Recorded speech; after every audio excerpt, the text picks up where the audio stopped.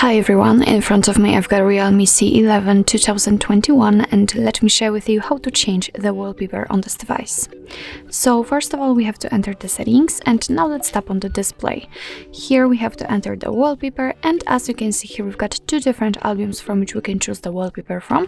So we can choose it from the Gallery Go, which is simply your own gallery with your own photos, or from the wallpapers which are defaultly installed on this device. So let me pick this option and as I said, here we've got some on-device wallpapers. What's more, if you've changed to your mind, you can always tap on My Photos and you will be transferred to your gallery.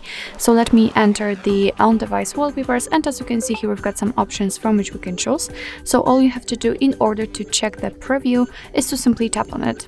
So let me tap on it and as you can see it will immediately appear on the full screen. So if you are happy with your choice, just tap on the stick icon in the right corner and now you can decide where you want to set it. So you can set it as a home screen, lock screen or both, and I will pick both options. So let me tap on it and as you can see we've got the information that the wallpaper has been successfully set.